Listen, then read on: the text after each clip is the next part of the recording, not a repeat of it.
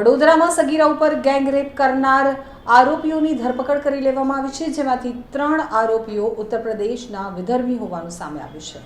વડોદરામાં સામૂહિક દુષ્કર્મના આરોપીઓને પોલીસે ઝડપી પાડ્યા છે. ઘટનાને 72 કલાક પછી આરોપીઓને વડોદરા ક્રાઇમ બ્રાન્ચે દબોચી લીધા છે. 4 ઓગસ્ટના રોજ મોડી રાત્રે ઘટના બની હતી.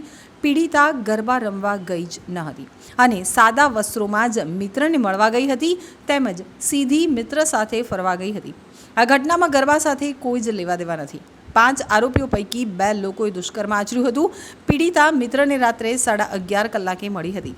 લક્ષ્મીપુરા ખાતે મિત્રને મળી હતી અને ત્યારબાદ પીડિતા અને તેને મિત્ર સ્કૂટી ઉપર ગયા હતા. દરમિયાન 5 લોકોનું ટોળું આવ્યું હતું અને આ ટોળાએ મિત્રને પકડી રાખ્યો હતો અને સગીરા ઉપર દુષ્કર્મ આચરી ફરાર થઈ ગયા હતા.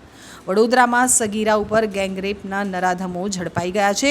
આરોપીઓમાં ઉત્તર પ્રદેશના 3 વિધર્મી, ભાયલીમાં બીજા નોર્તે 16 વર્ષની સગીરા ઉપર સામૂહિક દુષ્કર્મ આચર્યું હતું. સમગ્ર ઘટનાની થિયરી જોઈએ તો પોલીસને લાગે છે કે જે રીતે નવલખી ગેંગરેપ થયો હતો એ જ સ્ટાઇલથી આ દુષ્કર્મ થયું છે. આ સમગ્ર કેસમાં અમદાવાદ ક્રાઇમ બ્રાન્ચ પણ તપાસમાં જોડાઈ હતી. તેવી વાત હતી, પરંતુ અમદાવાદ ક્રાઇમ બ્રાન્ચ તપાસમાં જોડાઈ નથી.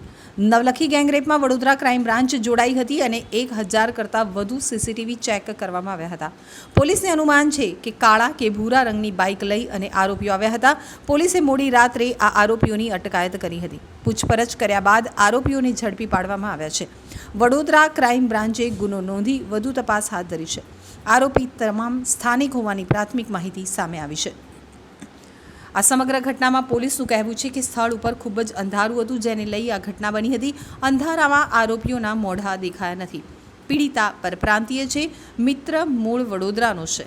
આરોપીઓ હિન્દી અને ગુજરાતીમાં વાતો કરતા હતા. ઘટના સ્થળેથી આરોપીઓના મોબાઈલ ગેઝેટ મળ્યા છે. જિલ્લા પોલીસ આ ઘટનાના આરોપીઓની પાછળ છે. શહેર પોલીસની ટીમોનો પણ સાથ લીધો છે. ભોગ બનનાર સાદા વસ્ત્રોમાં જ મિત્રને મળવા ગઈ હતી.